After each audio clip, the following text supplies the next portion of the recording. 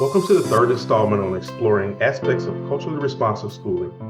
My name is Anthony King, and I am the Executive Director of External Engagement with the Leadership Academy. This webinar is designed to provide you with an overview and more in-depth understanding of what is meant by the aspect of inclusive curriculum and assessment, and how it relates to culturally responsive schooling.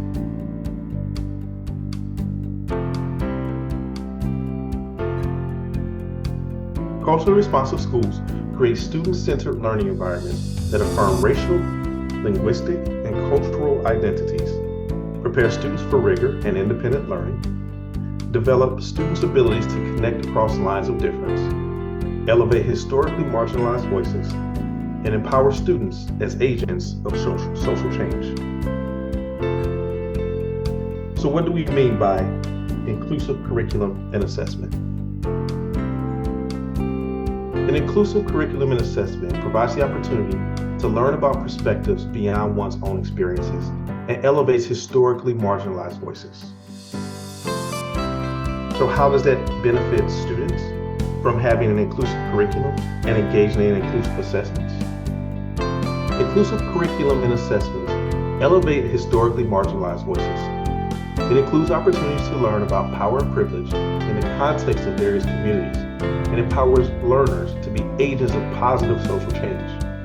It provides the opportunity to learn about perspectives beyond one's own scope. It works toward dismantling systems of biases and inequities and decentering dominant ideologies in education.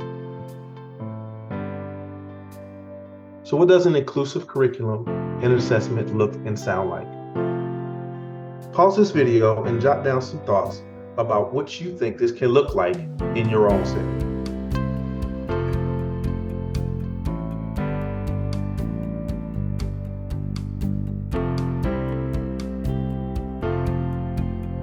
Referencing the culturally responsive schooling rubric associated with the culturally responsive schooling 360-degree toolkit, here are a few examples of what it can look like when cultural responsiveness is continuously practiced and promoted.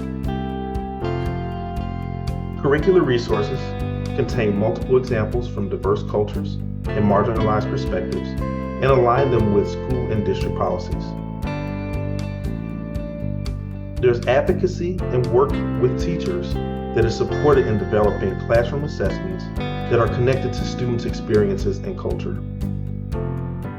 Teachers are supported in making adjustments to the curriculum and pacing calendar in response to the needs and interests of their students, and the effectiveness is monitored and adjusted. Teachers are encouraged to collaborate with students to connect their curriculum to students' daily lives and provide resources and modeling for teachers to shift the power to students to make these connections.